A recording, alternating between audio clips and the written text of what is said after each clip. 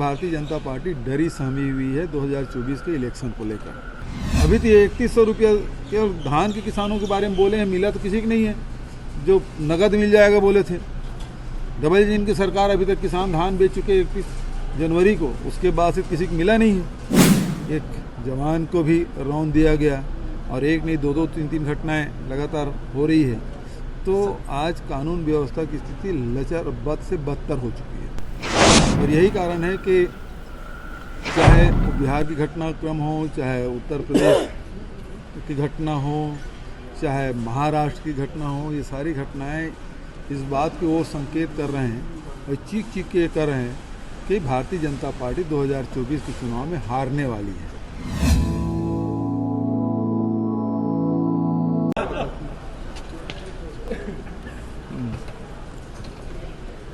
अब सवाल पूछ दो भाई। दिल्ली दौरा है आपका, ये जो लगातार भारतीय जनता पार्टी के लोग फोन कर रहे हैं और अन्य माध्यमों से कांग्रेस के नेताओं को प्रलोभन दे रहे हैं, कैसे देखते हैं इस पूरे घटना को? मुझे भी उस दिन विधानसभा में एक विधायक ने बताया कि उनके पास भी उनसे मुलाकात की, उसे लोकसभा देने की और उसके बाद उसके सरकार बने तो फिर मंत्री बनाएंगे।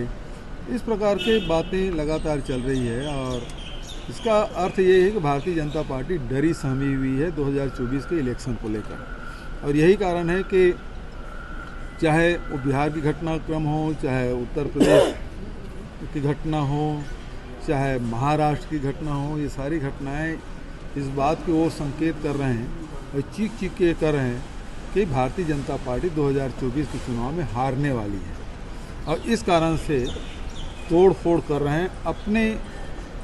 अपने ऊपर भरोसा इनको नहीं रहा, ये स्पष्ट हो रहा है। मध्य प्रदेश के पूर्व मुख्यमंत्री कमलनाथ जी का 3 दिनों से 35 वोट चल रहा है। आप लोग ज़्यादा सक्रिय हैं तो आप लोगों को मीडिया को ज़्यादा मालूम होगा, क्योंकि मेरी तो बात नहीं हुई है। चुनाव के पहले भाजपा ने दावा किया था कि 75 लाख के आसपास महतारी वंदन के फॉर्म भरे गए हैं, अभी 60 लाख 62 लाख का आंकड़ा है, तो क्या समय बढ़ाना चाहिए, कैसे देखते हैं? देखिए, सीधी बात यह है कि जो 60 लाख से ऊपर फार्म भारतीय जनता पार्टी ने चुनाव के समय भराए थे, उनको तो भराने की आवश्यकता होनी नहीं चाहिए, उनके खाते में पहले दिन चले जाना चाहिए। बचत लोग हैं यहाँ कम से कम 1 करोड़ की जनसंख्या है और महिलाओं की, तो उनको फॉर्म भरा के उसके खाते में पैसा डालना चाहिए। भारतीय जनता पार्टी कह रही है कि जब से भाजपा की सरकार, आज आखिरी दिन है क्या? 20 तारीख को कल बढ़ाया जाना चाहिए। अभी तक की मतलब ये है कि अब आखिरी दिन है और फॉर्म नहीं भरेंगे फिर वंचित रह जाएंगे। भारतीय जनता पार्टी कह रही है कि जब से भाजपा की सरकार बनी तब से सुशासन का सुदृढ़ हुआ है।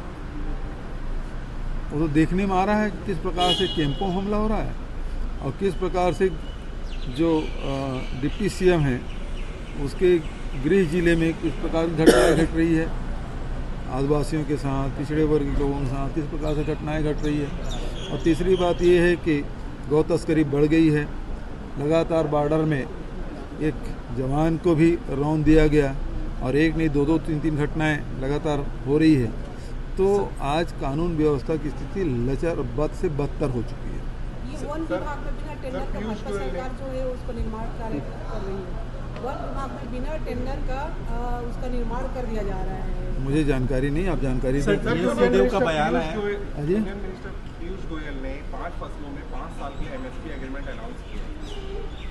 भाई सबसे पहली बात तो ये है कि छत्तीसगढ़ में जो उन्होंने प्रतिबंध लगाया था बोनस पे, क्या पीयूष गोयल जी उसको हटा दिए हैं? और हटा है तो केवल छत्तीसगढ़ के लिए हटा है कि देश के लिए हटा है?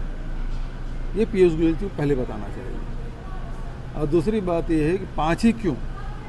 हम तो छत्तीसगढ़ में जब 2500 रुपये देने की बात कहे थे तो यही पीयूष गोयल जी बोले इनपुट सब्सिडी सबको मिलना चाहिए। तो सबको मिलना चाहिए तो हम कोदो, कुटकी, रागी, मूंग, अरहर, मक्का, गन्ना, जितने भी उत्पाद हैं वो तो सबको इनपुट सब्सिडी दिए थे। अभी तो 3100 रुपया केवल धान के किसानों के बारे में बोले हैं, मिला तो किसी को नहीं है। जो नगद मिल जाएगा बोले थे, डबल इंजन की सरकार अभी तक किसान धान बेच चुके 31 जनवरी को, उसके बाद से किसी को मिला नहीं है पैसा। दूसरी बात ये है कि जो गन्ना किसान है उसको 355 रुपये मिल रहा था, अब मिलेगा कि नहीं मिलेगा ये स्पष्ट करें। क्या मिलेट्स है, कोदो कूट की रागी उसके समर्थन मूल्य में खरीदी होगी कि नहीं होगी। तीसरी बात यह है कि उनके जो इनको इनपुट सब्सिडी 10,000 रुपया प्रति एकड़ मिलता था वो मिलेगा कि नहीं मिलेगा, ये बात भी स्पष्ट करना चाहिए। ठीक है। ये कवर्धा में एक घटना घटी है, कवर्धा में एक हत्या का मामला हुआ है जिसमें 6 आरोपी पकड़े गए हैं। 6 आरोपियों में से 2 के IS से कनेक्शन निकले हैं। पहली बार है छत्तीसगढ़ में जब UAPA के तहत कार्रवाई हो रही है। देखिए, वो किसी कनेक्शन निकले उसमें जो कार्रवाई करना करे, लेकिन जो बीरनपुर में जो घटना घटी और उसके बाद उसके पिता को आपने विधायक बनाया, वही घटना आपके कवर्धा में भी हुआ है। तो अब तो ये है कि विजय शर्मा को इस्तीफा देना चाहिए, उसके पिता को चुनाव लड़ाना चाहिए। पहले तो ये करे, उसके साथ न्याय मिले। जो ईश्वर साहू को जो लाभ मिला है वही लाभ यादव परिवार को भी मिलना चाहिए। सर, TS सिंहदेव का बयान आ रहा है कि चुनाव को लेकर की एकता नहीं थी इसलिए विधानसभा चुनाव हारे। आगे अब उसके बारे में मुझे जानकारी नहीं, वो क्या बोले। बीजेपी का राष्ट्रीय अधिवेशन चला दिल्ली में, हाँ। 400 को पार का नारा दिए हैं। क्या लगता है इस बार कैसा रहेगा चुनाव लोकसभा चुनाव में पहले बताया, वो हार के डर के मारे सब में तोड़ फोड़ कर रहे हैं, ईडी के दुरुपयोग कर रहे हैं।